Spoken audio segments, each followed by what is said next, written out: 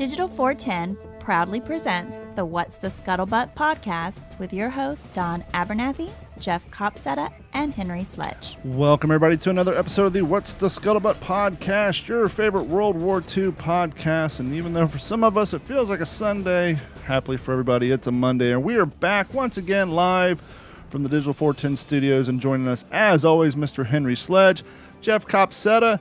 And we're excited for tonight's guest coming on to promote his new book, The Long March Home, author Mr. Marcus-Brotherton.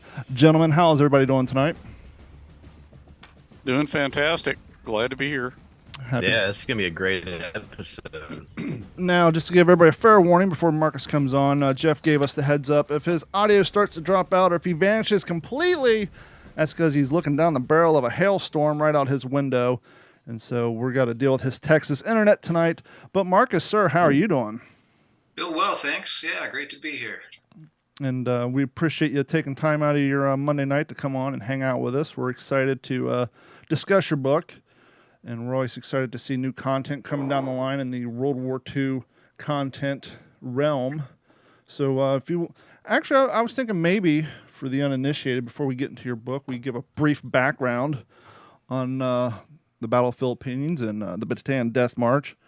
You know, we all know that most people who aren't as up to date on World War II as we do, they all think, okay, Pearl Harbor, and Pearl Harbor was it. That's what we got us into the war as far as Japan goes. They attacked Pearl Harbor, sank some ships, and we got in a battle in the thick of things, but that wasn't exactly it, because while Pearl Harbor attack was going on, the Japanese was initiating multiple attacks on multiple fronts, and along came the Philippines. So maybe we should start off with dipping our toe a little bit into the Battle of the Philippines and the Bataan Death March, and then we'll get right into your book. Yeah, it's really key to keep in mind. European theater gets a lot more attention, I would say, than the Pacific, and there's some reasons for that. And it's not, we're not trying to pit the two theaters against one another. I think that's key as well. Sure. My passion is I just want people to be aware of the Pacific and what happened over there. And you know, a lot of good people gave a whole lot of blood, sweat, and tears. So, yeah, the Philippines was an American protectorate at the time. So there were maybe 20,000 troops over there, and then they were allied with the Filipino troops. So about 10 hours after Pearl Harbor was attacked, the Philippines are attacked as well. And it's a fight. And so the troops fight back, but they are outgunned and outmanned, and most of the fleet has been destroyed at Pearl Harbor, so they can't get resupplied. They can't get reinforcements to come. So they're kind of inched back, and finally they find themselves with their backs against the sea, and there's just nowhere to go. So that's what leads to it all. And I think one of the things you said, outgunned, is a very, very important aspect of this. People know from watching Pacific and reading the books and studying that, yes, when the Marine Corps got sent down to the Pacific, we were fighting with, a lot of World War I materials, but they did have some new equipment, whereas in the Philippines, they were, literally just forces that were kind of pre-war, especially our participation in it, with the exception of Lend-Lease. They had antiquated weapons, antiquated gear. They were just kind of down there, as you said, as a protectorate. They didn't have top-of-line, firearms, gear, plethora of ammunition. And so what they had kind of stationary was what they had when they were stuck fending themselves off for all this time. Yeah, it was when the troops initially got over there. It was before Pearl Harbor, and I did a nonfiction book last year called Bright and Blinding Sun, and the atmosphere in the Philippines during that time was kind of a big party. Yeah. The war, it's not going to come to us, surely. And while we're here, we can get a cheap beer and have a good time. That was really, it was swell duty being sent to the Philippines. It was kind of like if you've been in the service for a while, they called them Asiatics. Mm-hmm. They were often trying to get there and enjoy a grass skirt and a drink under the sun. That was the idea. And then a lot of these guys were just brand new. The book I did last year, Bright and Blinding Sun, Joe Johnson, he was only 14 when he enlisted. He fibbed about his age and kind of snuck under the radar. So he was just as green as could be. And a lot of the troops, they were maybe 18, 19, but they none of them had seen any action, of course. It's amazing how as time goes by, we hear more and more of these stories. As more stories come to light, more letters, paperwork get undug. We find, in case of Sidney Phillips, he was there. He turned 16 on Guadalcanal, or turned 18 on Guadalcanal, and how many young men enlisted with the help of their parents. And I often joke, back in 1942, we had 15, 16, 17-year-olds fighting to save our planet, and nowadays I can't get a 16-year-old to mow the grass without attitude. So it's just amazing how far we've come along as far as responsibility and patriotism and willing to do your part at such a young age. Henry, how old was your dad when he was sent over there? Marcus, he enlisted at 19. He wanted to enlist sooner, but my grandparents implored him to go to officer training. So he did the Georgia Tech officer training program, then flunked himself out. So when he actually enlisted and went in as an enlisted Marine, he was 19. Yeah. And then, as Don said, Sid went in at 17 and turned 18 on Guadalcanal. Yeah, I think back to what I was doing at 18 or 19, and what were you guys doing at 18 or 19? I grew up in the 90s, and I was trained not to talk about those things on video and or recording, so I'll refrain from what I was doing when I was 18 in this aspect. It's crazy to think that, kind of the weight of the world is on your shoulders at that age. Right. Absolutely. Jeff, you joined. Well, how old were you when you joined up the service? I was 17, but I turned 18 2 weeks before basic and turned 21 in Baghdad. And so, you could definitely speak to being that age. Here I am joking around talking about can't get 16-year-olds to mow the grass, but here you are 17 already. I'm sure you by 15, 16, you were already looking into, obviously that seed probably sprouts earlier than you just wake up one day at 17 and a half, say, got nothing to do tomorrow. I'll go join the service. I think I knew I was going to join the service when I was about 5. But when you're young, dumb, and there's a reason we send young men to war, because men our age would say no, heck no.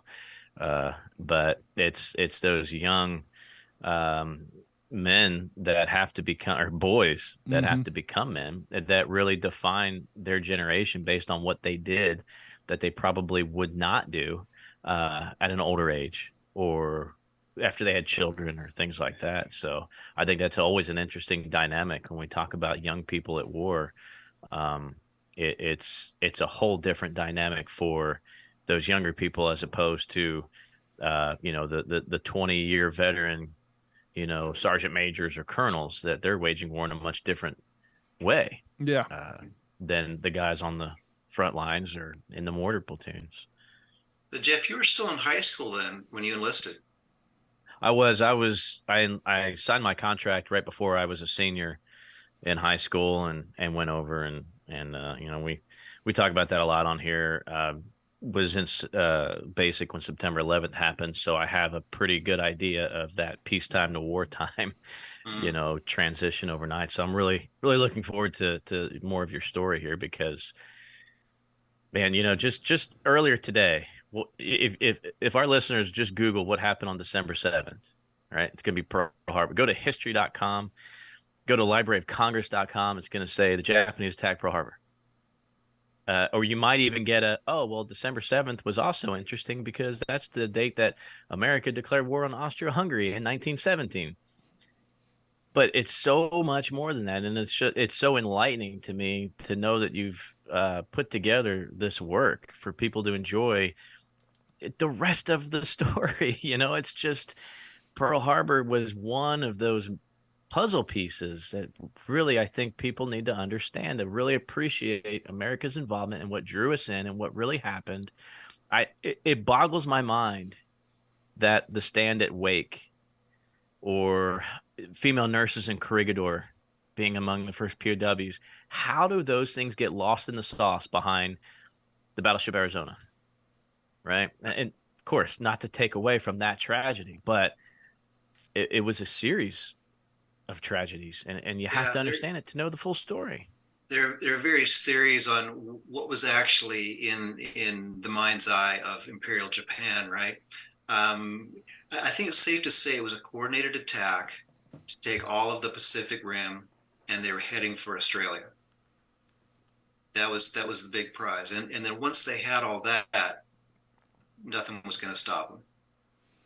You know, kind of to Jeff's question, why does one aspect of the war seem to get so much light shined onto it opposed to other? And this is me just totally talking out my rear end here because it just popped in my head, with the exception of Wake Island, because they actually had a film crew there. I think a lot of that has to do with the amount of video footage that was readily available to television show producers in the 70s and 80s when they, you know, before the History Channel came out, and people who were putting together documentaries. A lot of this stuff was still, you know, classified. You couldn't just go down there and get all this military video footage. And so I think a lot of the stuff that we know nowadays, at least in pop culture, people who don't read books like we do, I mean, we can see the ones behind Jeff, but just your everyday regular Joe Schmoes in the world, I think they get most of their history from what was on TV. And what was on TV was produced based around the footage that people can acquire to put on TV. I mean, how many times have you watched a show about a particular conflict, Marine Corps, for example, or I was actually watching something getting up to speed on Bataan Death March in the Battle of the Philippines, and for a split second, I could have sworn like they cut to a clip, black and white clip of Vietnam, because it looked like the barrel was a barrel of an M16. It's like, wait a minute, that doesn't belong. So I think, and you'll see it from time to time where they're talking about Marine Corps, and all of a sudden you'll see a soldier in an army uniform walking by. It's like, oh, the guy editing the video doesn't know the difference. But I wonder if a lot of what we know, especially growing up in the 70s and 80s, is because of what was available to television production crews. It's just a hypothesis. It's a great question, yeah. I know from having interviewed veterans in both theaters, you know, I was talking to Shifty Powers before he passed. Probably half a dozen times we got to talk before cancer got him. I'm so jealous. I would have loved him to fly on the wall, just listen to any one of his stories. He was amazing, and he would call me up, which was the crazy thing. Like, who am I? But he would call me up and just say, yeah, you know, I had a good day. And he just, I think he was housebound at the end, and the cancer was really getting to him, and he had time on his hands. He would listen to books on tape, and if he had a really good day, he would go on his back porch and shoot his M1 at targets he had there in his backyard, which was just amazing. But, you know, Shifty, the big thing he was known for was his empathy. And there's that classic scene in Band of Brothers where he talks about how, you know, this man, he was just doing his job. This man on the other side, this enemy. But under different circumstances, we would have been good friends. And I think a lot of the vets anyway in the European theater that I've talked to, certainly there were gritty parts of that battle, absolutely, of that war, that side of the war.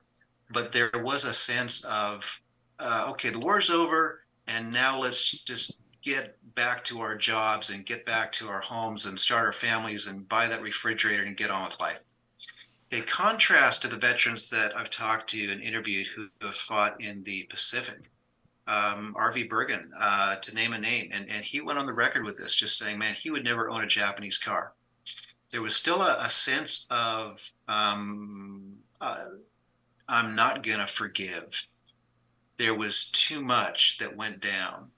And I don't trust them today. I mean, that was RV's big stance, right or wrong. But it was a grittier, more difficult, more, I don't know. And I struggle with the adjectives there because, you know, what happened in Europe was horrific stuff.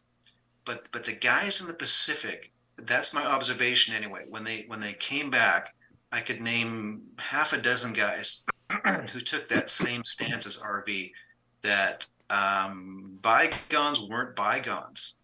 It was grittier, tougher stuff. I think barbaric would be a good adjective.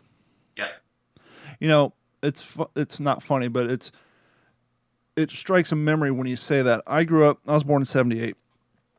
Karate Kid was out. You know, at the time there was a lot of, you know, Asian culture that was seeping into pop culture and all that. I remember I went to the Richwood Flea Market in Kentucky as a young kid and watching all these karate movies and all that. And I saw this really cool bandana, had a red circle on it and some scribbles on it, and I wanted it, and I bought it, and I wore it in my grandmother's house. My grandfather did grave registration in Europe, and my grandmother was upset, was a light adjective to use. She wanted that bandana nowhere in her house because she couldn't prove what was written on it because she didn't understand the language. And I didn't understand at the time why. My mom was like, hey, it's different times. Times are different. You know, it's just from the flea market. He likes it, Karate Kid, all that stuff. And, you know, all these years later, like you were just saying, you know, even though my grandfather fought in Europe, I'm sure she had family members, boys from the town who went to her school who died in the Pacific. And even in 1984, she still kind of had that same feeling of don't quite trust it. And I definitely saw that through my dad's eyes. And you know, I remember in the 80s, because I loved Karate Kid, and that, you know, when the Hachimakis were real popular there for, you could go in any mall and see stuff like that. And, you know, my dad didn't like it. I mean, he was not shy about expressing his opinion on it. Mm. And I'm sure a lot had to do with the fanaticism on the, you know, the side of the Japanese soldiers and the things they saw, the mutilation of bodies and all that stuff. But yeah, I mean, it's just one of those things that goes along with war. So when you were coming to research and maybe plan to roll out your latest novel, how did you settle or come to the story of the three gentlemen that you highlight in the book, The Long March Home? How did this particular project come to your light, and how did you settle on it and proceed to go down this path?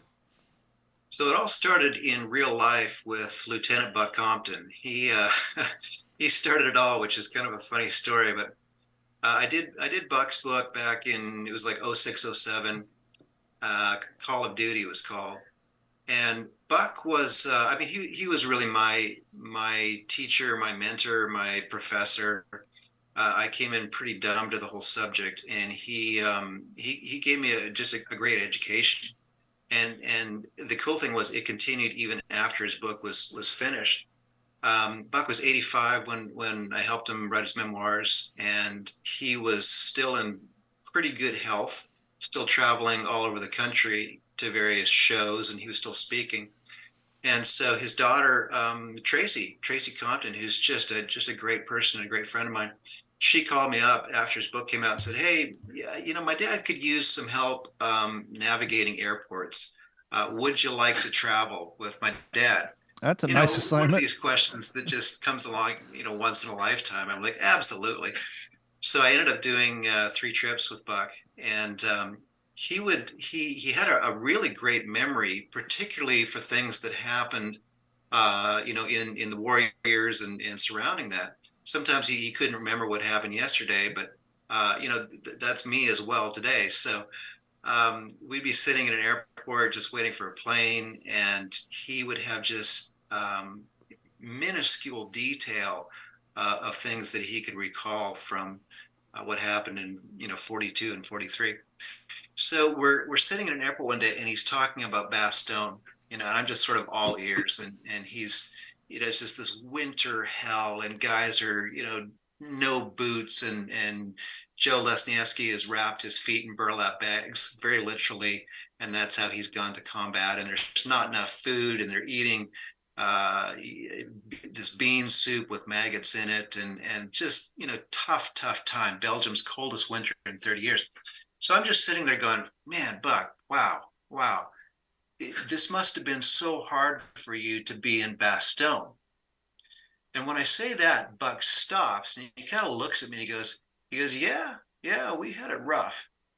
And then he says, but we didn't have it as rough as the guys in the Pacific. They had it really rough. So that statement stays with me for years. And I'm kind of going, what does he mean by that? And so I read Donald Knox's Death March Oral History Project when the guys are about 65, so they're really fresh there. And that was my introduction to the subject.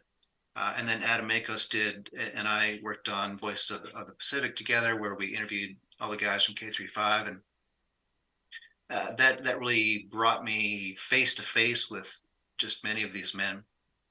And but I was looking for that story surrounding the Bataan Death March.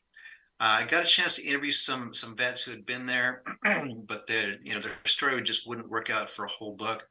And so I began to dream of this book where I could take readers into the heart of the action.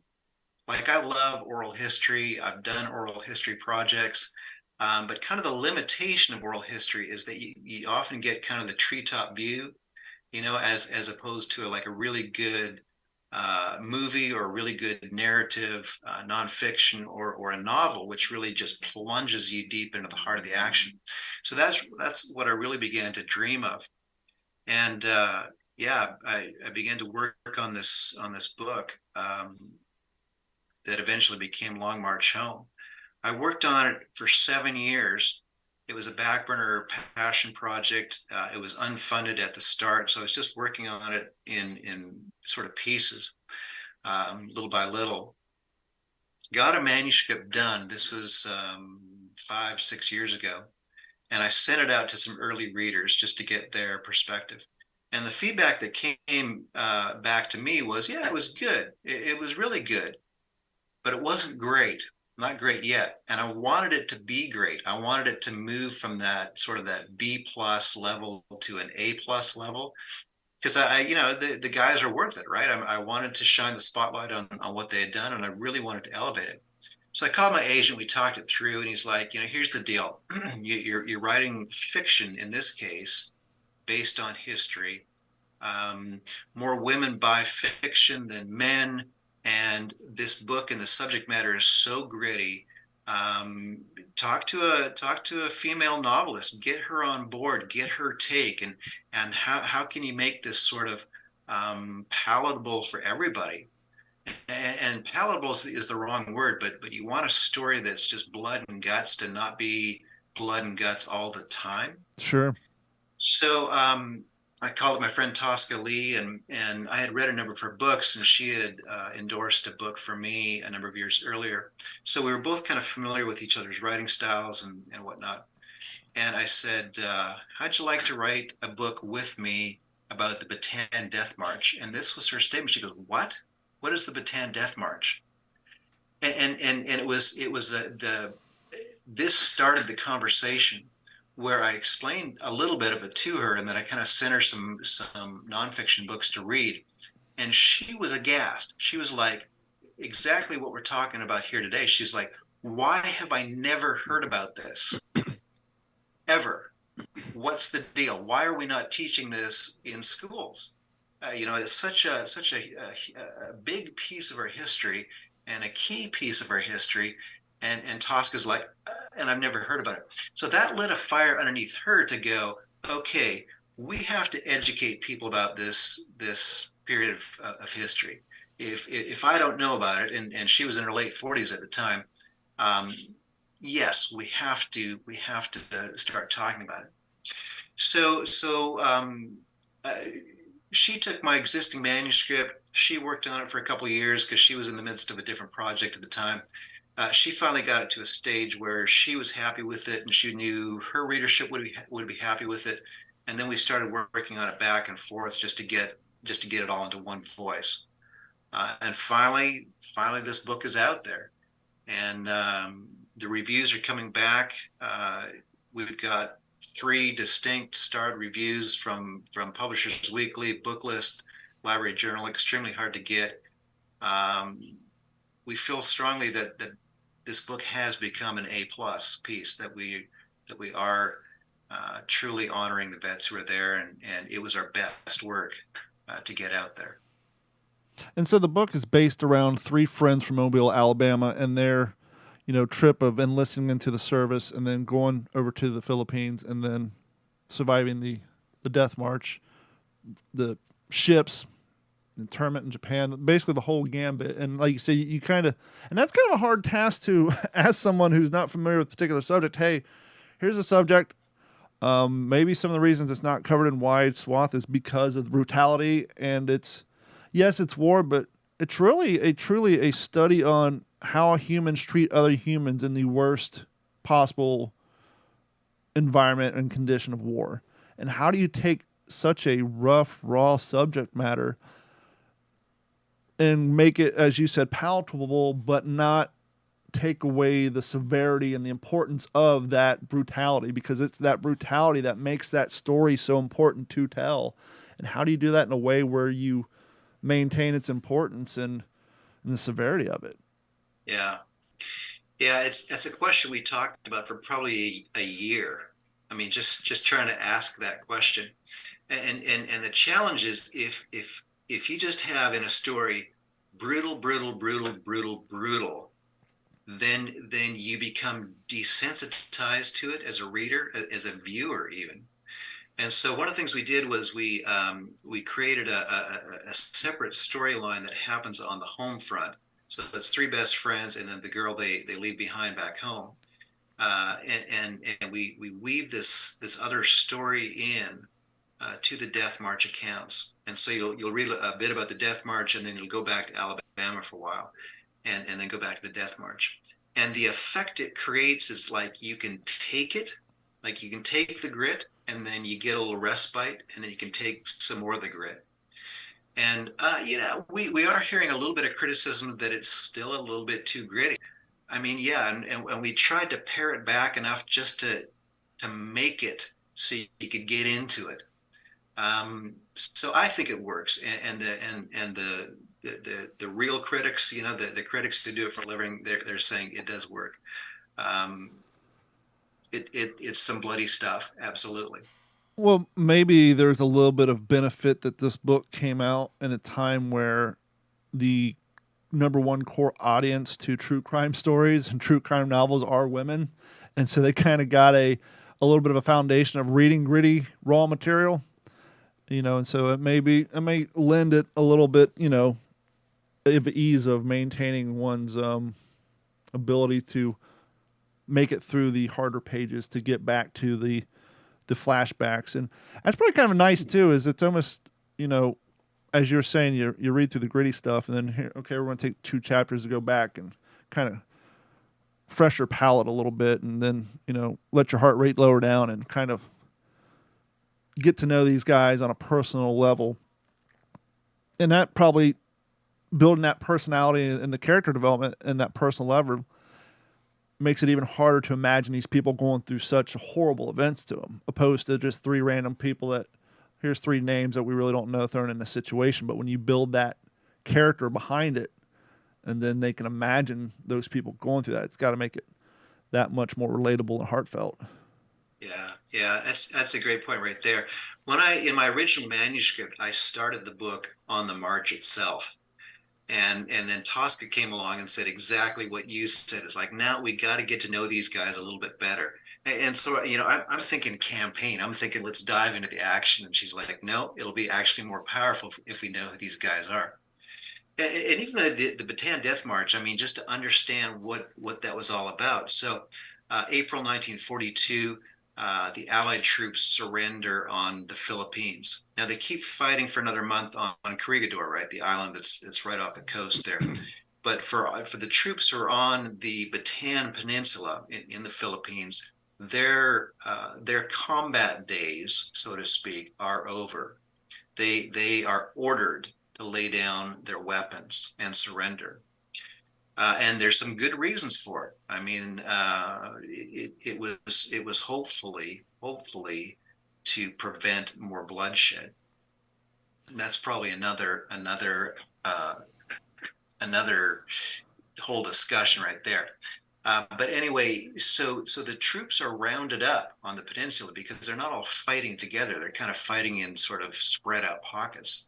And so Imperial Japan, they round up the Allied troops, and then they begin to march them up the peninsula to these POW camps. For the guys on the bottom of the peninsula, it's about 66 miles, and it takes almost a week.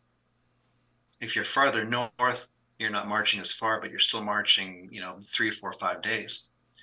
But the brutality on the march itself is that, and even to put yourself in the eyes of the enemy, they're going, holy cow, this huge army has just surrendered, because there's another probably 60,000 Filipino troops. They're surrendering as well. And suddenly we've got to deal with them. And our superiors are telling us, show no mercy, and don't share your food. And in that mindset, if you surrendered, you were considered a coward, and there was no respect for troops who surrendered. That's what I want to put that's what I want to put a fine point on for our audience who aren't familiar with the mindset of Imperial Japan. You know, being asked to put down your weapons, you think, okay, cool, they're happy, we're no longer. No, you're a coward, and now we got to deal with you. And to surrender to a military that frowns upon surrendering because you're a coward and dishonor your people, they're not going to treat you nicely because, okay, you're no longer shooting us. Now you're dealing with somebody who has a complete lack of respect for you. It's a perfect storm. It's the worst of the worst. And so these Allied troops, as they're being marched up to these POW camps, there are indiscriminate beheadings, beatings. If a man falls out of line, he's stabbed with the end of his bayonet. There are convoys of Imperial Japanese soldiers who are driving up next to these marching soldiers, and they would stick a rifle butt out of the end of the truck and just sort of take a whack at a soldier's head as he's walking. It's like playing baseball with mailboxes. Just horrific stuff. Some men were mowed down by rifle fire. Some men were mowed down by tanks. As they went alongside of the troops. If you stop to, and the men, they're emaciated, and many of them are sick. If you got out of line to take a crap by the side of the road, you were shot. I mean, this is tough stuff. And person after person is falling and dying, and it's just a horrible time for sure. And oh, by the way, they're not marching 100 kilometers in a nice pair of Brooks or New Balance shoes. They cut on, old ragged boondockers with socks that are all, blisters on their feet and dry conditions. And just, if you did come across water and you quote unquote smuggled it, you can easily be beheaded for it. I mean, so even if you're trying to do your best to maintain your health so you can do what you're being asked to do, then you're punished for that too. And so it's truly a no-win situation for these guys. The rules were changing. The rules were being made up on the spot. Even if you're trying to sort of keep the rules that your new captors were giving you, those rules were hard to figure out. And there's a language issue. There's a language barrier. You name it. It is tough stuff. And even though the history and the category is titled the Bataan Death March, the march in and of itself is just the beginning of the nightmare. Once they got to the camp, which was an old army base, the living conditions there were horrible. Yeah. There's any number of camps, but one of the main ones is Camp O'Donnell, which is you do hear about Camp O'Donnell every once in a while, and conditions there are pretty lousy. A couple thousand guys are being crammed into this facility, and the prisoners are given various work details by their captors. And sometimes the men are outside gathering firewood. Sometimes they're growing crops, although most of the food is being given to Imperial Japan and not the prisoners themselves. Some of the guys are put on burial detail because the deaths in the camp are just growing so much. And so they are carting dead bodies outside of the camp every day and burying them just by the hundreds. Just some crazy stuff that's happening in the camps. How many, you just alluded to the fact, Marcus, that there Camp O'Donnell was not the only camp. Do you know how many there were? I forget the exact count. Yeah. And that's a good point, Henry, because some camps, and so I say this carefully, some camps were better than others. Now They're all bad. I think we have to get that. But yeah, some camps, like Bilibid Prison was actually one of the better places in the heart of the city there. And Bilibid was considered better because they had some better medical facilities there. Mm-hmm. There were some American doctors and medics that were still allowed to practice. And they didn't have very much supplies, but they were still sort of given, like if a man was sick at Bilibid, he might get better. Mm-hmm. One of the fields was boy, and the name is just escaping me. It's where the international airport sits today.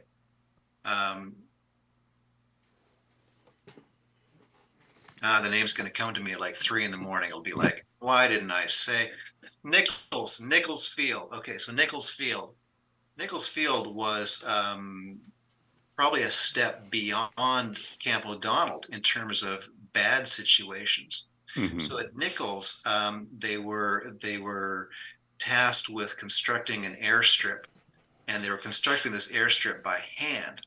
So it's this big hill of dirt and rocks and gravel, and the prisoners are they're given shovels. I mean, this is not backhoe stuff. They're given, railway cars and picks and shovels and told to move this hill by hand. Yeah. So this is kind of dawn to dusk, back-breaking work. And the Japanese want to construct this airstrip sort of as quickly as possible so they can, land bigger planes and whatnot. And so the supervisors, they're getting a lot of pressure from their supervisors to hurry things up. And if a man was working at Nichols Field, he didn't last very long. So there were some better camps than others, although they're all bad. Well, I think when it comes down to the level of better versus bad, probably had a lot to do with the amount of people crammed into it. I know the prison you spoke of earlier, one of the bigger problems they had was lack of latrine facilities. And the video I was watching earlier talking about they had so many people in there, some of them were forced to live right by the trenches that they used for latrines, and the waste was so bad that flies just engulfed the entire camp. And so if you're one of these guys who are stuck sleeping near the quote-unquote latrine, you're just covered in flies as well because of the amount of infestation just from not having a simple way to dispose of human waste. And so the quote-unquote less bad of your camp may just depend on, hey, we got 1,000 less guys here to deal with that sort of thing. So, and then if you survive that, then you got put on a ship and sent to Japan. And so it's like one after the other. It's like, okay, I survived this horror.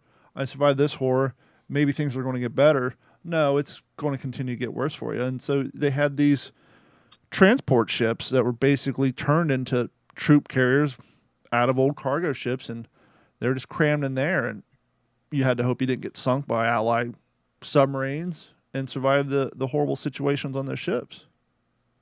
Yeah, sometimes when people hear this story, they will stop at this place and become really skeptical, and they'll say there's no way that all this stuff happened to the same people. No way.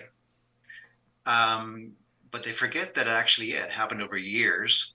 And yes, things went from bad to worse to horrible to whatever happens after horrible. It was just crazy the amount of atrocities that were sort of heaped on the same amount of people. So you've been working as a POW a number of years. You're sick, you're starved, and now you get put on the ship and sent to the mainland of Japan, where you got to go work in a mine or a factory for Imperial Japan. Now, this is toward the end of the war, but the guys don't know it yet, right? Nobody knows it yet, but particularly the guys on the ground, because they don't get any news, and so they're put on these ships and they're crammed in these ships, and many of these ships have just been used to transport horses and cattle and whatnot, and now they're being used to transport men. So there's still manure in the bottom of these things, and there's no ventilation, and there's maybe a bucket of water that's lowered down, twice a day, and maybe a bucket of rice.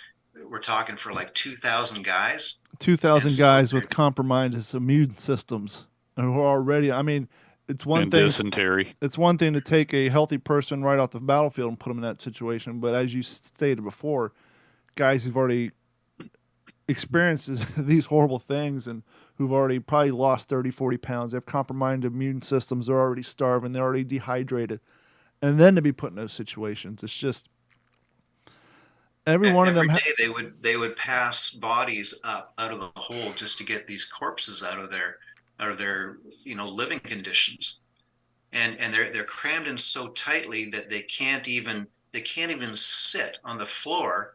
They're sort of belly to back, and just such hard places. And then the tragedy of this is that if you're transporting prisoners and you're abiding by the Geneva Convention, you have to announce to the enemy that you're transporting prisoners. Mm-hmm. But of course, Japan doesn't abide by that.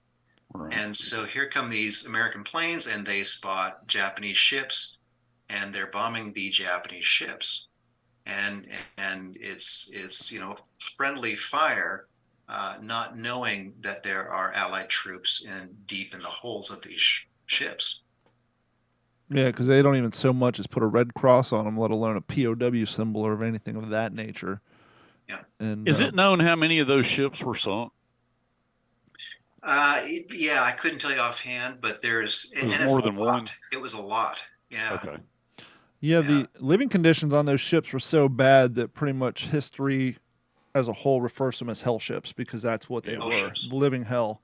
And so if anyone listening is wanting to do some research on some of the questions we've asked, or, haven't heard of these particular atrocities, just Google hell ships of World War II, and you'll find a lot of content on the horrors that went on these boats.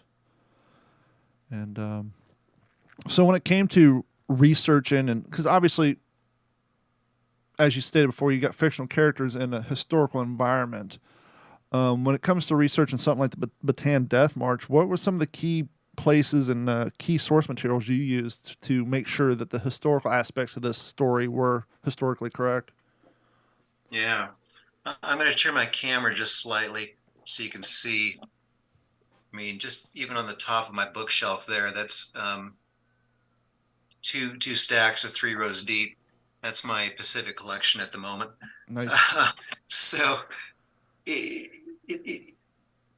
want to read as much as you can, and then talk to anybody. In the last 3 months, I've talked to 2 veterans, and they were 101 and 103. So there is this imperative that while we still have this generation with us, I want to talk to as many as I can. Mm-hmm. So it's whatever you can read on the subject, and whatever you can and whoever you can talk to. And that's another thing. When we think of survivors of war, whether it's Vietnam, World War II, modern day wars, we often think of the men who suffer physical wounds and obviously emotional wounds as well. But perfect example, the men who survived this triathlon of horrors, the physical ailments that they had to live with the rest of their lives that weren't visual. It's not, oh, he has a missing leg, missing arm. It's the diseases or illnesses that came later in life due to their compromised immune systems that they had for all those years, and things that have come to them, passing away at an early age because of, their body trying to survive all those years after the war, what they had to experience. I'm sure so many of them probably passed away at a quote-unquote earlier age because of the hardship that their body went through to keep them alive, and their willpower that they had to stay alive through all of that. Yeah, so Joe Johnson, the vet who I mentioned earlier, when he came back from the Philippines, I have some pictures of him right when he got back to the States. Now, he came back in pretty rough shape. He had a leg wound that was needing a lot of attention. He was in the hospitals for about a year after he came home. But what's I don't know, sort of darkly telling are the pictures of him when he first comes back, because he's been after being released, he's been eating sort of as much as he can every day. and in these pictures he's swollen up, and he looks like he's probably like he's 20 years older than he truly is, because his body just can't handle this sort of massive influx of calories. And eventually he does sort of even out. But that first year back out of captivity is just so rough on his system. He was 6'4", and he had gone down to 110, 109 pounds, I think was his lowest. So, yeah. That like strikes home for me because I'm 6'5", and my walking around weight is about 227. So to think of being in the hundreds, I can only imagine. That is tremendously skinny. Yeah. It's absurdly skinny. And Marcus, I'm curious. I think we've pounded the brutality of the subject to a pretty good level here. I'm just curious, without giving too much away, because of course we want everybody to read your book, The Long March Home. But did you find in your research, was there ever this little twinkle of empathy found somewhere in some possibility with the Japanese? Was there ever any kind of a human element that you came across that this we know that this is brutal. We even a novice historian who may have just heard of the Bataan Death March thinks, oh, it's a bunch of guys that suffered. We don't even have to go into a very deep level, I think, to get an understanding of how terrible this is. But was there ever this surprise factor in your research, like, wow, this is even more surprising than how brutal it was? Did you ever come across anything like that? Yeah, that's great, Jeff, and thanks for bringing us back there. Certainly in the Long March Home, we write a lot about the friendship between the three guys and what went on between them. And just, yeah, there's some funny moments, and sometimes just laughter brings you out. When I was when I was researching Joe Johnson as well, and his sense of humor buoyed him along so many places. And there were the occasional compassionate Japanese guard. Like we can't sort of paint every individual within this system as all bad, because they weren't. There were compassionate guards, and there were guards who like to walk along whistling "My Blue Heaven," because that's a detail that was true to life. And in Joe Johnson's case, he was beaten once and just about dead. And this guard came to him and said, look, I've got a boy at home. I've got a son at home who's just about your age. And I know how much I want to get home so I can see him. So imagine your parents now, because they want you to get home so they can see you again. And this Japanese guard really encourages Joe along and just says, get up. If you show your captors, me included, that you're strong and you can survive this beating, everybody's going to respect you more, and it's actually going to go better for you. And this kind of the strange compassion of the guard gets Joe up and keeps him going. That's outstanding. Yeah, I was thinking too, and this may be a subject for a whole other episode, but in talking with the veterans that you have and the research you've done, has the topic ever come up about the lack of Japanese that were charged with any kind of war crime? When we think about, of course, with the Germans and the atrocities in Europe, has that ever been kind of one of those sore subjects with the guys that did survive this, to get that final retribution, to see these guys kind of really pay? Has that ever come up in any of your findings as well? Yeah, it's controversial for sure. I mean, because some of the guys, some of the Japanese soldiers were put through the war crimes trials. Exactly what Japan admits to these days is also controversial. And we've got that an author's note in the end of The Long March Home that talks about how there have been some apologies and there have been some retractions, and yeah, it's tough to say what sticks for sure. Mm. Mm. Yeah, it's a I little. was going to ask that too, on that same note of the acknowledgement on the part of the Japanese. If there's been much on that. But sorry, Don, didn't mean to interrupt. No, that's a good point. I was going to go a little off subject, but kind of subject with the things that Japan may rightfully so want to not acknowledge versus the stuff that they just want to ignore. And I think it's probably 10 years ago now. I think somewhere in California, someone put together don't know if monument's the proper word, but it was a statue to make people aware of, quote unquote, the capture and use of comfort women by the Japanese. And when that monument was put out, Japan was really up in arms about, hey, this isn't something we're proud about, but, this organization in California, because of the amount of, Japanese immigrants who lived in California at the time, they wanted this known that, the Chinese population in California, they wanted it known what was done with their women during the war, and that's just another one of those things that Japan doesn't really want to come clean about. And so they were really up in arms about this monument, this thing that came out about the comfort women that were enslaved into the sex trade. Yeah, I remember that when it came out. And comfort women, it is a subject that it needs to be talked about. It's difficult as well. Because there are any number of other countries who were, when they were imprisoned, groups of their women were put into this program, for want of a better word, and Chinese and Vietnamese and Thailand and you name it, and the comfort women, it was servitude, a sex slave. Mostly for the Japanese soldiers, a bit for their civilian population as well. And horrific stuff, no age requirements. I mean, we're talking kids as young as 12, maybe younger, who quite knows.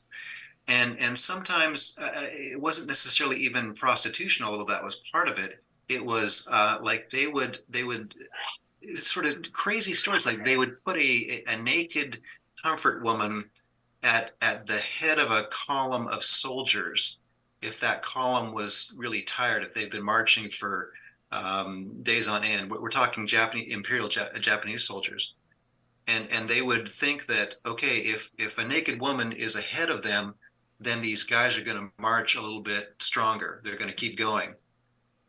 Crazy stuff like that, and it would often be through the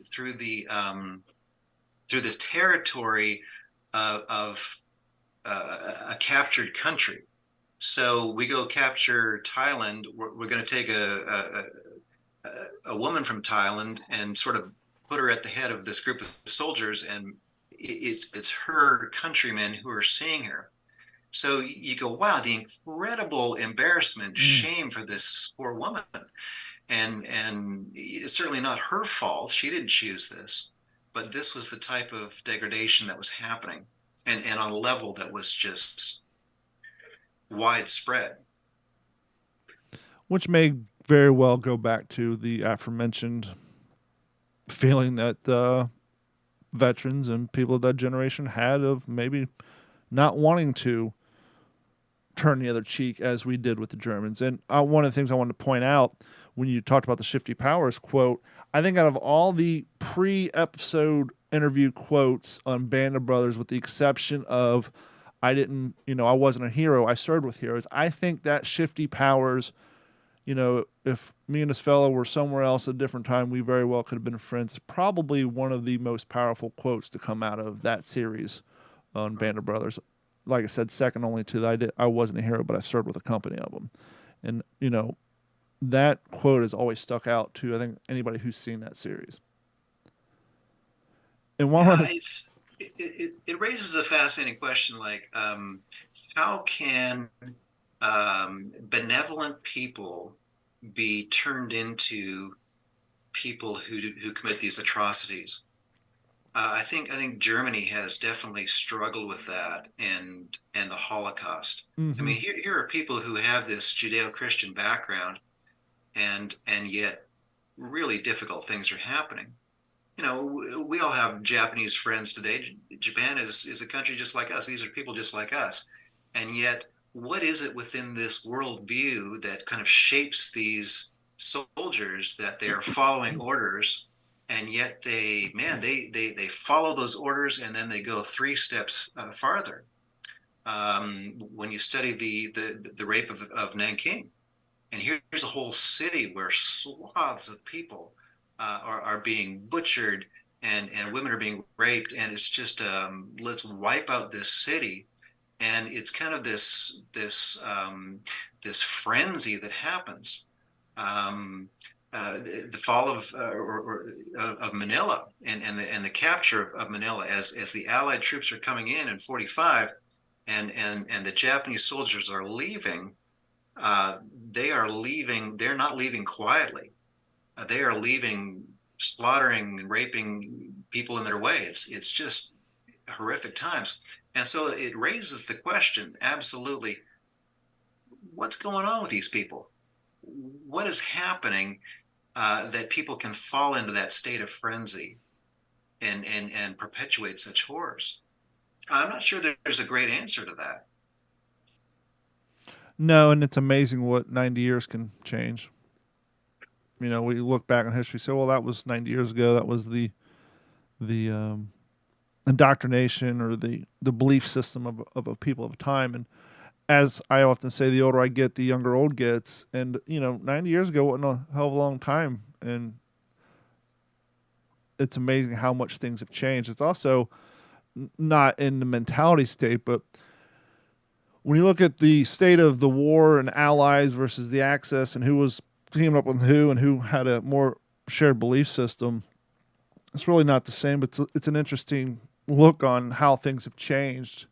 You go back and talk to one of these vets who fought in Japan, in the Pacific against Japan, and particularly Henry's father, who after the battle went to China to help, police things up and try to, make sure things got turned back to relative normal. How that table has flipped, how we, our allies with China and Japan being our enemy, to nowadays we're more bedfellows with Japan, and now we're looking at China like, what's going on over there? It's like how quickly that changed in 90 years. And so it's just weird how things just change with so little time. Yeah. Well, I mean, prime example, Don, what kind of vehicle do you drive? Hey, to the victors go to the spoils. I have a German Volkswagen and I got a Toyota. So, can I go ahead? Yeah. Well, I was gonna say I've got 4 Dodges, a Ford, and a GMC. All-American. I've been prepared for that. Someone to point that out, but yes, to the victor goes the spoils. I grew up as a Kentucky boy and Ohio guy. My family had nothing but Chevys until about 2004, when every Chevy we bought fell through the floor. And like literally, Carrie went to Volkswagen. I went to Tacoma. My dad, after years, he had a F-350. He had Chevys, and he has a Tacoma. My brother has Tacomas. It's like, we're not picking sides. We just want a vehicle that lasts and runs when we turn the ignition. When it came to cars, we talk about what Bergen said about not having a Japanese car. My father had very strong feelings about the Japanese post-World War II, and yet he also looked at things very pragmatically and said it's a consumer item, and they build a better vehicle than we do. And we had Japanese cars. We had some American ones too that didn't do too well, but we did both sides. Driving a Toyota. Huh? There was Eugene Sledge driving a Toyota. It was a Nissan, actually. As long as it wasn't was it Mitsubishi who made the engines for the Zeros? Well, yeah, they built the Zero. Yeah, long as it wasn't Mitsubishi. It's the funny, same motor that's in this global climate, what exactly is a Japanese car? What is exactly an American car? Toyota is made in Atlanta, I think, these days. And Volkswagens in Tennessee. And that's a very good point. Go back to the early 2000s. I acquired the 1996 Pontiac Firebird that my parents bought when I was in high school. And the air conditioning unit went out. So I took it down to place, bought all AC Delco, AC components, dropped a ton of money, drove 3 miles. It blew up. Took it back. Guy pulled the box out of the trash can, said AC Delco, made in Malaysia as part of the GM global unit, and he actually had to go out of his way to find a third-party company that actually made that same condenser in the United States. And so I tell people, yeah, American cars are assembled in America, but they're manufactured overseas, just like all the rest of them, because we don't make things here anymore. I had a thought earlier, Marcus, when you're talking about Shifty Power calling you and your conversation with Buck Compton and Berge. Has it occurred to you you're kind of like the equivalent of a sports reporter of the golden age of baseball? At least to guys like me and Jeff and Henry, you're rolling off all these names that we would be envious just to talk to any one of them. And you're like, yeah, Shifty Power's calling me. Oh, I was talking to Buck Compton. I was talking to Berge. It's like, you're like a guy who, ran the sports page during Babe Ruth's time and rolling off all these names. Just has that even occurred to you? How lucky's not luck, it's hard work, but how beneficial, or I don't know the adjective I'm looking for, but just to have the ability to say you've talked to all these people and had friendships with them, that's got to be so. I don't know. It's got to kind of be like the feather in your cap of your career, really, especially as a historian. I don't take it lightly. That's for sure. It's and Buck Compton started it all for me. After I did Buck's book, there were a number of Buck's friends who wanted to write their memoirs from Easy Company, and I talked to my agent, and he was like, "Yeah, the industry is not going to support a book from each man in the company." So I called up Herb Sewerth, who at the time he was the president of the Easy Company Association, Men of Easy Company Association, and together Herb and I were like, "Why don't we just do this compilation memoir, and we get any of the guys who are still around to give their stories." And so that led to the book called We Who Are Alive and Remain: Untold Stories from the Band of Brothers, 20 of the still living men from Easy Company. And talking with those men, it was Buck who vouched for me, because they didn't come in just kind of going, "We're going to hand you our stories." Now I cut them in for a piece of the book, and I want readers to know that as well. The money didn't flow to me solely at all. I mean, it went to them and their families. But they often came in skeptical. I think by that point they had been a lot, kind of the celebrity limelight had been on them, rightly so. And but they were going, okay, this guy's going to do a book about us, and why and what. And so, a number of them called up Buck and said, "Who is this kid?" And Buck's, "All right, he did my book and he'll do you well." And it was Buck's key that unlocked the door. And then once I'd done that book, and I'd been to a number of the reunions by then, I was meeting all of the adult age children of Easy Company, and I did the book We Were A Company of Heroes, and that was just, there were so many great stories that weren't getting told from the deceased men, but the stories had been passed down, and these adult age children were going, yeah man, but my dad had this great story. And so we wrote a book about them, and that led to Shifty's War, and I had met Adam Makos along the way. And he had worked for about 2 years to win the trust of the vets who had fought in the Pacific for the miniseries, and that led to Voices of the Pacific. And then once my name was out there, the ball kind of got rolling, and a lot of veterans. I don't take this lightly, and I guess I'm trying to point out. Like I'm 54 now, and I think sometimes it'll be even 20 years from now, it'll kind of be like, I don't know, okay, you knew the guys who fought in the Civil War, kind of that thing. It's like I'm a living link, like Henry, you're a living link to the guys who were there, and the older that we get, that generation is going to be pretty much all gone, and then we're going to be the link. And so that's a responsibility I don't take lightly. And it's also a very important role to play in society, because as long as somebody is around who had verbal communication and a relationship with these guys, it makes younger kids realize, oh, that wasn't that long ago. As long as, there's someone who say, yeah, Shifty Powers used to call me on the phone all the time. I mean, so it wasn't, because I think that's one of the biggest problems with history.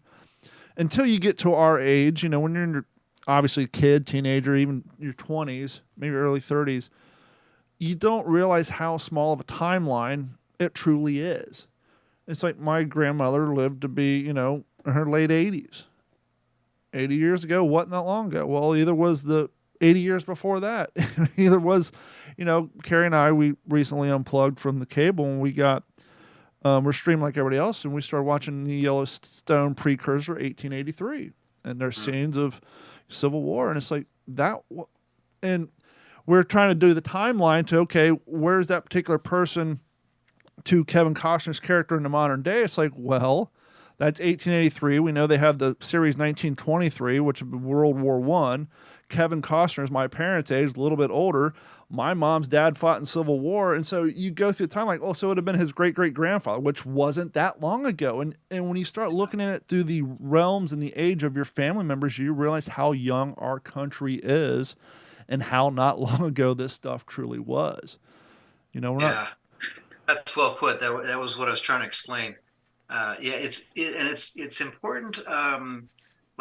Several of the vets I've talked to, they were eyewitnesses to the Holocaust. Like they were concentration camp liberators, and they were there, opening the gates, letting the guys out, and they were telling me what they saw and smelled and felt, and they were there.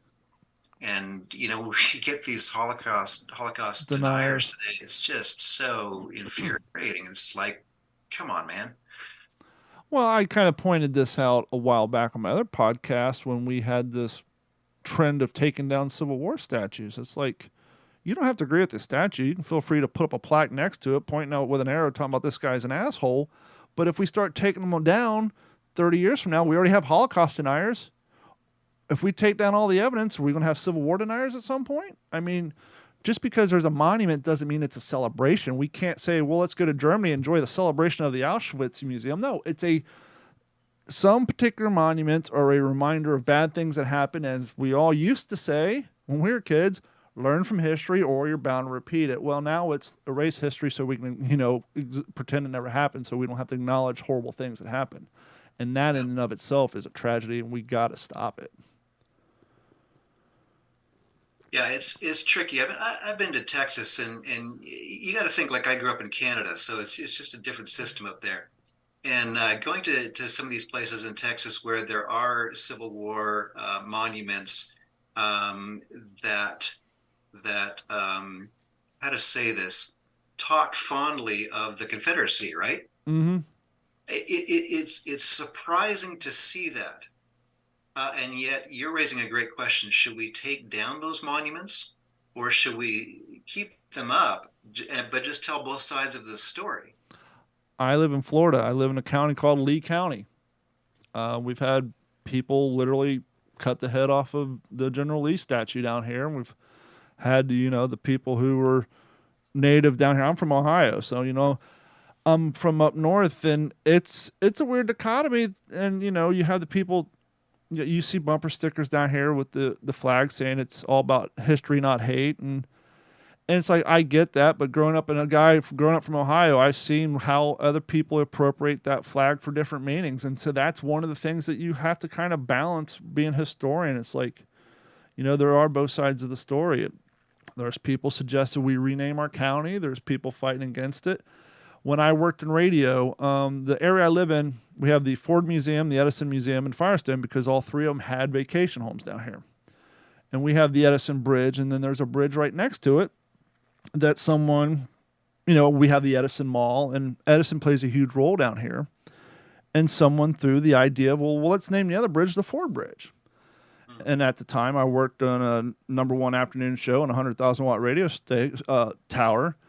And the guys knew my history, and they said, well, what do you think about naming it after Edison? And I said, I don't think we should name a bridge after a guy who put out anti-Semitic newspapers at his dealerships.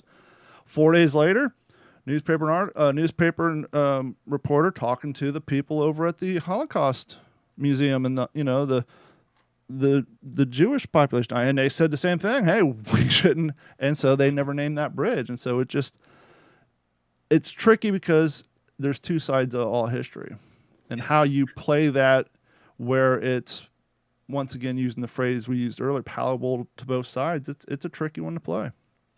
It is. I mean, because every army that goes to war has a reason for it. Mm-hmm. And to be able to think empathetically about the enemy's position, that is difficult, but probably necessary stuff. I mean, on a popular level, Clint Eastwood, right? Yep. He did the movie. It was he told the same story from two different perspectives in two different movies. It was like, what, Flags of Our Fathers was one? And Letters from Iwo Jima. Yeah, Letters from Iwo Jima. There you go. Yeah. And that's a fascinating, to put yourself in the shoes of the Japanese soldier going, okay, they had reasons for doing what they did. Hard stuff, but necessary to get our heads around. And that is a nice thing we're seeing in some of the newer movies. Oh, I can't remember what. So it was. What was the movie that came out not too long ago about the sea battle? I completely. Midway. That's one of the things that Jeff Henry and I said. The nice thing about Midway is they didn't give the Japanese the boogeyman complex. They showed it from the scenes that they're showing from the Japanese side. They were showing cool collective guys trying to do their job in this conflict, and then when they switched to the Ally side, it was, they didn't really give it the boogeyman conflicts of here's our enemy, they're horrible people. It was a more honest, and I think we're kind of starting to see that more in a lot of these conflict shows and movies. Is they're kind of trying to give at least a more honest, depending on who the villain is. But we're starting to see that a little bit more, I think, in more movies and shows now. Yeah. Which is more fair to their ancestors who were watching this stuff too. Absolutely. So I think that we always do this little segment near the end of the show called What You're Reading, and it's always more fun when we have authors on here. So I'm going to start with Henry today. Henry, what you reading? I am about 300 pages into Ian Toll's third volume of his Pacific War trilogy, War in the Western Pacific. So enjoying that very much. Jeff, what you reading? The book is called Wind in the Wires. It is a memoir of a British World War I fighter pilot. That's a change up, but we know you love aviation, but talking about not that long ago, there was a tremendous amount of change of technology between World War I aviation and World War II. It's probably a nice little change of pace as far as the topic goes to go back that far back as far as technology goes compared to what you read about in World War II. Yeah, well, and I've said it on here before, to truly understand the Second World War, I think we need to understand what happened before it and why some of these decisions were made. And it's interesting you bring up the technology, because this man's memoir, the main theme behind it is how much things changed when he was shot down in 1915, and when he finally makes it back to getting in the cockpit once again in 1918. He said it was like a time warp had happened where everything looked the same, but everybody he knew was dead, and the aircraft had advanced so incredibly that he thought he had been advanced to the future in just two short years. In those 3 years.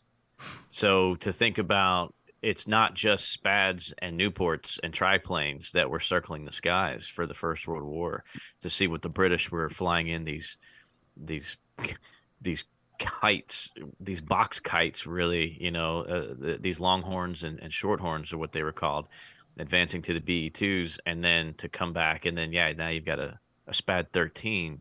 We see them as mostly all rudimentary aircraft, I think, from a World War II perspective, but not the case for the guys that were there. So it's interesting if that much technology elapsed in those 3 years, that war, then it really, I think, should give us an appreciation of the interwar years, and then, of course, what we did in the Second World War. So I think it's a little off subject for me, but not that far off subject. Marcus, we're going to change up a little bit for you, but first off, what you reading, and then what you working on? So I'll answer the second question first. There, I'm doing a book right now, a biography with a Hollywood actor who I actually can't name yet because of a non-disclosure agreement. But he's a big supporter of the USO. Oh, And okay. of course, that interests me, and just shining the spotlight on the troops. So I've been reading books surrounding his life story right now, which is a little bit out of my wheelhouse. But the book that I always recommend that I've just started, I just pulled out to go through for the third time is Laura Hillenbrand's Unbroken. She sets the standard for just excellent writing, and she's a terrific person all around. And Louis Zamperini's story, I mean, you just can't go wrong with it. It's just a well-told story and a phenomenal heroic story all the way through. Okay, two weird things. As we were talking about the Death March in your book earlier, as I said, I worked in radio about 6 or 7 years ago, and at the time Unbroken came out, and I got a whole stack of promotion posters. And so when I was talking about that, I'm glancing over to my right where I actually have the Unbroken poster pinned up on my wall here. So to have you bring that book up, and the fact is, I got into reading late in life. I was in my mid to late 20s because I grew up with a learning disability, and reading was a struggle for me. But the second book in my ever-expanding World War II book collection was We Are Who Are Alive and Remain, the book you spoke about. So to have you on the show when your book was the second book in my ever-growing collection, Voices Pacific, I'm staring at right now as well. It's very cool. But I am reading. I finished up the book that I was reading, and I've actually gone over to the European theater. I'm reading 4 Hours of Fury. Have anybody read that? I have not. It's the untold story of the World War II's largest airborne invasion and the final push into Nazi Germany. It's about the 17th and the 7th British Airborne, and then the 17th. Yeah, I believe it's 17th, but it's really cool because it talks about actually how the airborne came to be, and how, since they didn't have a history, how their uniform standards came to be, and it goes into, the drop over the Rhine and all the missions that it actually took. I'm only a couple of chapters into it, but it's a really good book, and I'm enjoying it. And there's a lot about glider riders. We've talked about here my interest in the glider riders, and how there's not a whole lot in pop culture per se about, that aspect of the airborne. The guys who, when they first started, they didn't get special uniforms, no special patches, they didn't get any danger pay. They're basically just infantry putting gliders, and as time went by, they, all that changed, and the whole glider rider aspect of it is cool as well. And so I'm into that book, and we're going to see where that takes me, and we'll go on down the line.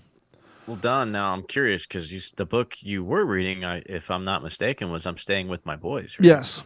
I've been dying to ask you. Okay. How did you think it ended? I thought, well, I'll let you answer.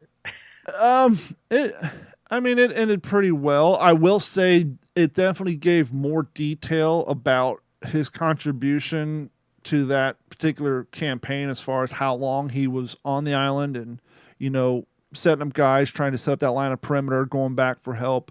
Whereas when you watch the Pacific, it's like, he landed, made it halfway up the hill, got hit with a mortar, and dead. Whereas when you read the book, you realize, oh no, he landed and was heading out to his objective, setting up guys, or getting overran. He went back to get more guys to fill the line. And so there's definitely more history to, that part of, up and to the point where he died. But, I enjoyed the book. It was good. And I definitely learned a lot about John Basler. And I will say it is difficult, and I did get over it. But when I first started reading it, knowing that he died, and knowing that he probably didn't transcribe a whole lot of his thoughts and feelings on, his time in the service, and then how the book is portrayed in the first person, once I got past that, I enjoyed the book. It really shined a lot more on, him as a person, and going from the Army, and his time boxing, and then the USO tours. And I enjoyed how it took him a while, but when he realized the insane amount, when you're doing these USO tours and you're pulling in $14 billion with a B in 1943, and he's like, okay, okay, maybe I'm not so much of a donkey in a circus. I'm actually doing good for the guys back home. I'm actually, for the guys out and on the line, I'm actually helping. We're raising real money here. We're not just, putting a nice shine on the war effort.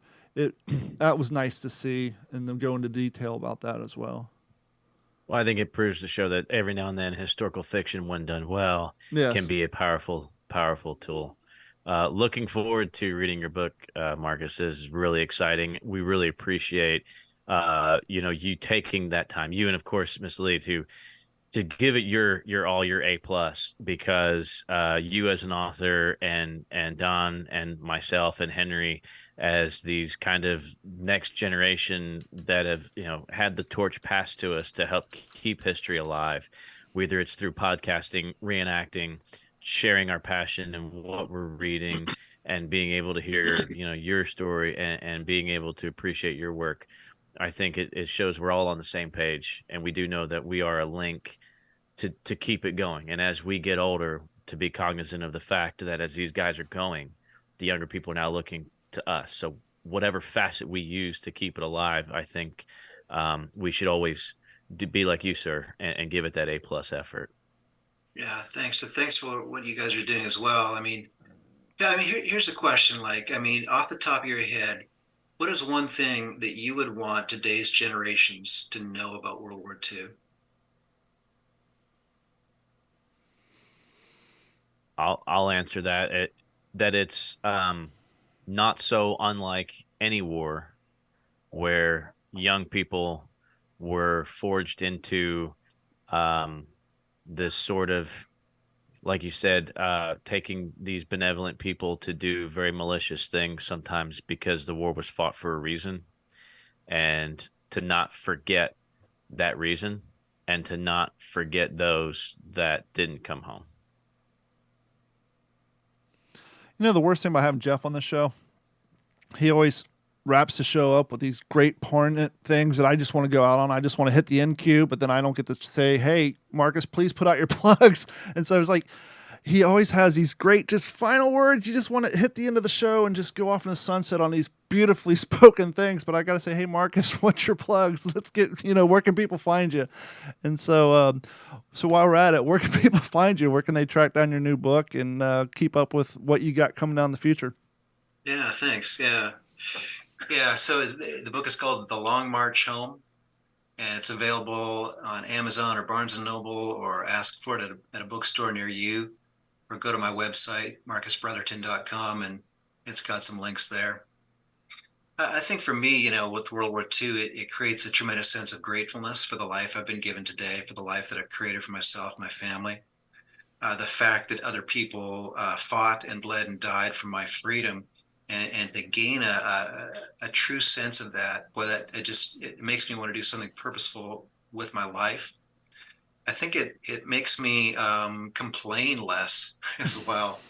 I was at a car auction a while ago, and it was winter, and I was standing right outside with a bunch of guys at this auction, kind of stamping my feet to keep warm, and everybody was kind of grumbling and grousing, myself included. And then it takes me back to the guys I've talked to who've been in Bastogne. It's like, if the guys can survive Bastogne, surely I can survive a car auction in the cold.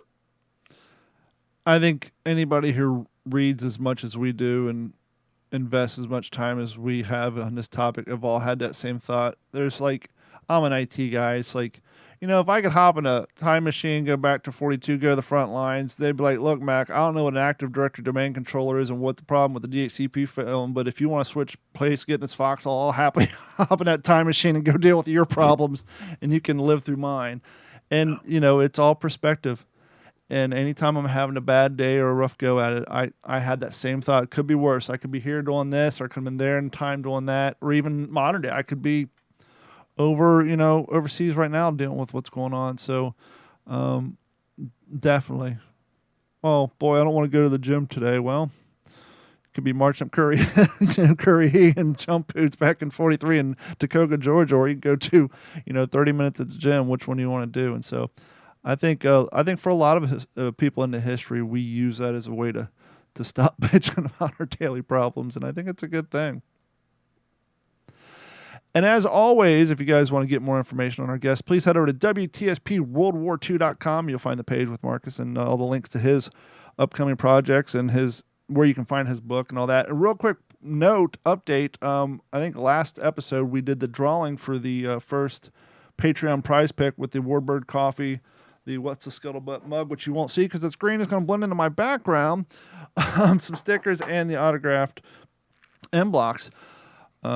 Anytime you roll out a new thing like prize giveaways, the interns kind of fail their jobs, and the first person we chose actually their account was not active, so we promptly repicked, and we already know this on Patreon, but we want to give a shout out.